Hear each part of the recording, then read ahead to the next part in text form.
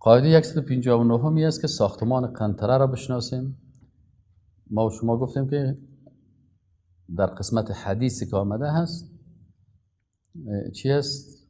صاحب فتح الباری میگه آنچه ظاهر است قنطره عبارت از آخری صراط که به جنت نزدیک است و ممکن است که بغیر از آن چیزی در بین صراط و جنت باشه. یعنی بین صراط و جنت قنطره هست. این که به شکل پل است یا به شکل کدام میدانی غیب است والله اعلم. علمای دیگر میگن قنطره صراط دومی را گویند. صراط اولی برای تمامی اهل محشر است مگر به کسانی که بدون حساب داخل جنت میشن و یا کسانی که گردنهای دوزخ آنان را میگیرد. وقتی از صراط بزرگ خلاص شدن و خلاص نمیشن به جز مؤمنان، در صراط خاصی که مخصوص مؤمنان هست محبوس میشوند. این عالم تو چیز میکنن که صراط اول که از بر کلگیست و قنطره که است مخصوص چی است؟ مؤمنان است.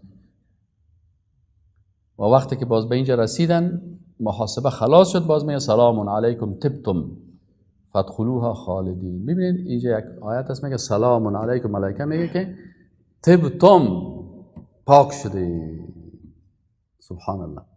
یعنی انسان که وقتی گناه میکنه یا در وقت آخری عمرش مریضی سخت میبینه، ایره پاک میکنه، یا در دنیا سختی ها بسیار زیاد میشه،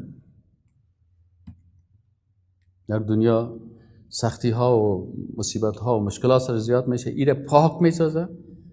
یا اگر در اونجا پاک نشد در داخل قبر پاک میشه، عذاب قبری را پاک میکنه.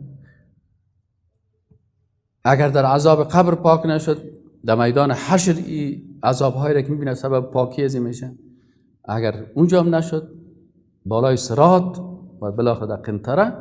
خب المهم که در جنت تا وقتی که انسان کاملا پاک از گناه ها نشده باشه داخل شدن نمیده.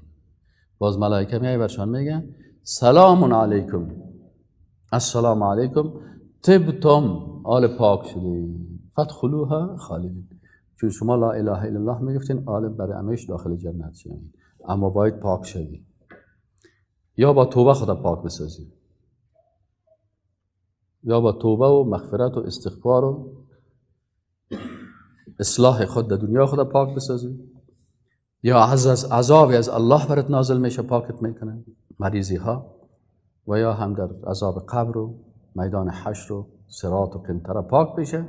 بعد از او المهم انسان باید پاک شود از گناه ها، بعد از داخل چی شود؟ جنت شود یا بخشیده شود یا به حشر.